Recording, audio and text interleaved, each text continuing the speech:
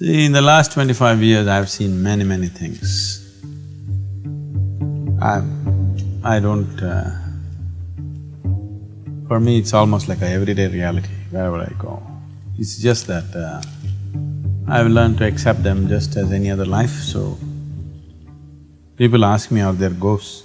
So I keep reminding them, you are a ghost with a body. There's some who lost their body. Why are you prejudiced against them? Just because they lost their body, isn't it? You're a ghost with a body.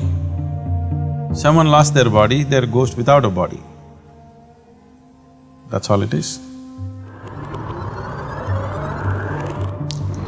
It happened once. I was in my farm. I'm losing track of time. Probably 22 years ago or even more. I was having a coconut plantation in a very remote place. Always looking for a hill, so my farm is next to a hill.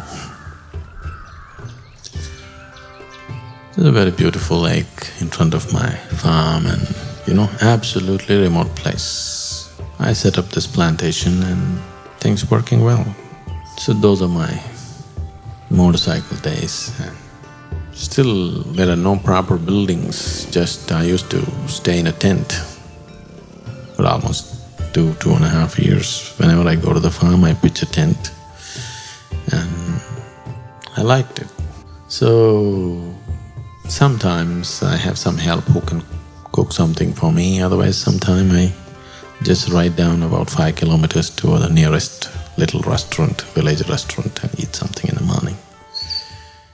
So this morning I just rode down and just very close to the restaurant. There was a well. In India, the domestic kind of wells, wells where drinking water is drawn are very… like 6 feet in diameter, 120, 150 feet in depth, that's how they will be made, all brick clad. So a group of people had gathered and then I just stopped to inquire what's happening. Then they said a woman had jumped into the well and she killed herself. Somewhere around 3:34 in the morning. So I just… somebody, a young woman, maybe in her late 20s.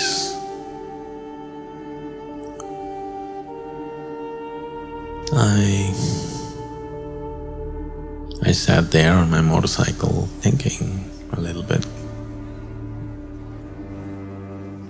What could have happened in her mind to walk at 3:34 in the morning out of her house, walk to the well and just jump into the well.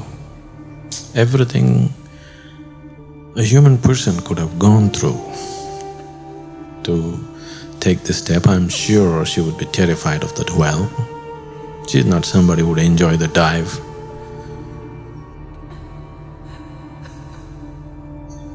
Somebody who would be definitely, absolutely terrified about jumping into the well. But still she goes beyond that and jumps into the well and kills herself, probably hitting the walls on the side or fell into the water and drowned slowly, we don't know which way. Then nobody had ventured to get into the well and get her body out. So I volunteered. So I went down about 85, 90 feet into the well with a rope and she was slightly about 3 feet below the water, she was floating. All I had to do was tie the rope to her body and come up. They hauled her out. It's a young woman, that's when I saw she was young and just dead about 2-3 hours. Then I went on to my breakfast.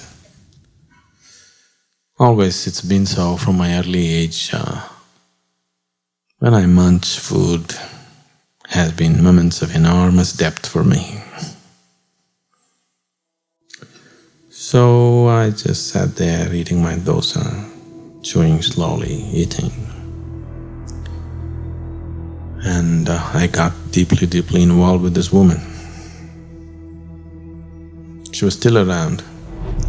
I got so deeply involved with her. I just, actually going through the whole process of her life, her pain and her fears and everything. It's very difficult to describe these things.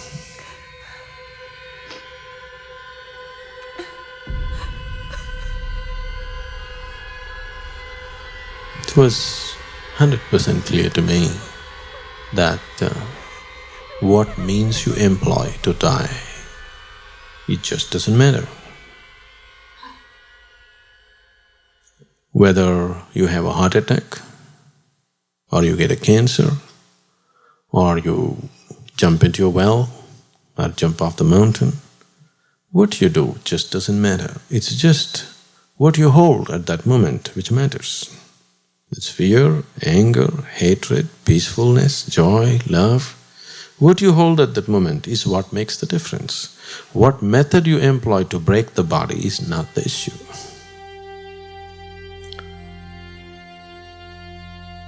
Almost 3.5 days I just sat on the farm doing nothing, which has always been my occupation. I just sat there under the tree most of the time, and when my people who work for me, when they felt I had to eat, they bring something and keep.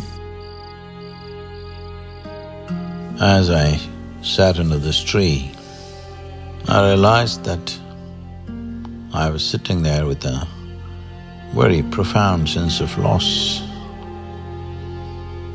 for someone I did not know, I had never seen. I only saw her body, and now she was hovering around me.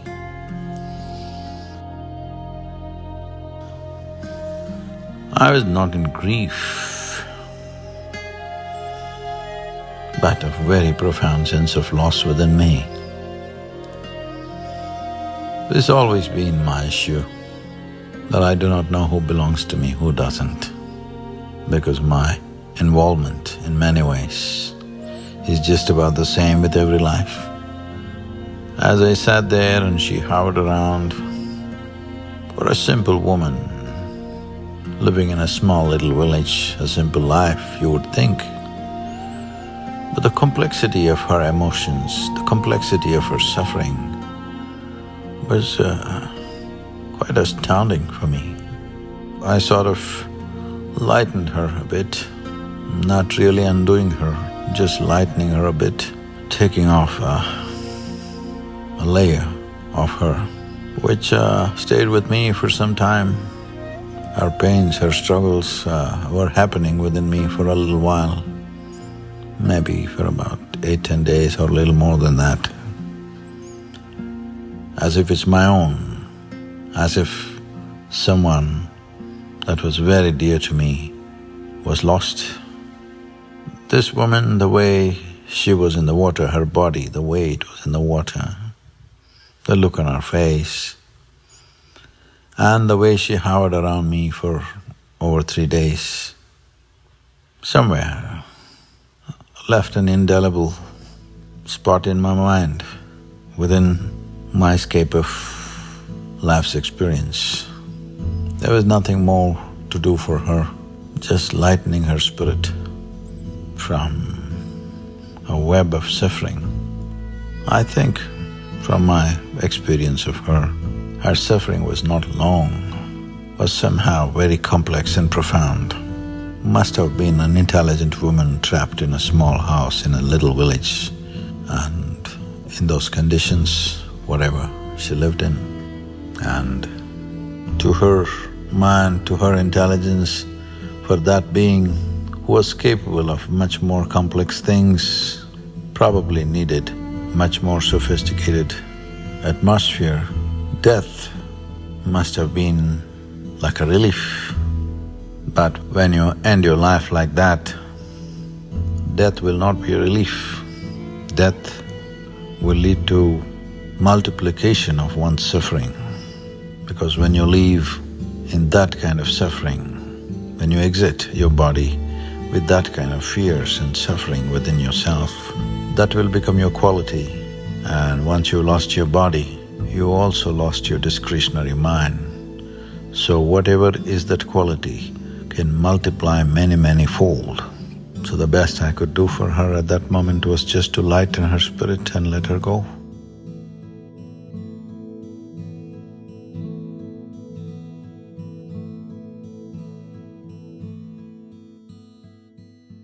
But if you can leave the body without breaking it, that's very different. That's a world of difference. But right now, you're so deeply entrenched in this body. You can't leave it unless you break it in some way. You have to break something, isn't it? You have to break your heart, we have to break your liver, we have to break something in you to leave this body. That's the way you are. Don't take body lightly. It's not a small imprisonment. You can't break it. Unless you break it open, you can't leave it, isn't it? But when one realizes how they got in, now they know how to leave. Otherwise, the only way to leave is to break it. So which way you break it, there is no difference. But if you can leave it without breaking, that means you passed, no more body for you.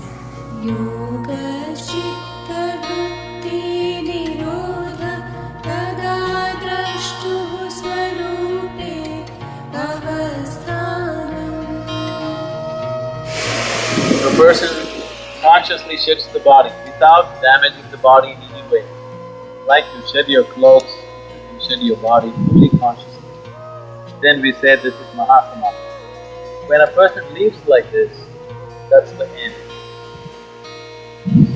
Normally when somebody dies, we say, this person is no more. But that's not the truth. He's no more the way you experience him. But he still is in any other place. But when a person leaves the body consciously like this, that is the end. He's truly no more. Once again, whatever you called as myself has just dissolved and become a part of the process. Full circle, from nothing to nothing. There are other things we can do which is not about teaching yoga or conducting programs. There are many exalted beings. I want to find appropriate bodies for these beings. They were trying to bring down who has been referred to as Maitreya through the ages. Paramahamsa Yogananda, his body was kept. It's a different level of sadhana altogether. Now, we have to enlighten him. And there's no other way to make it happen. Somewhere all of you need to make up your mind what we want. So, you want imported beings?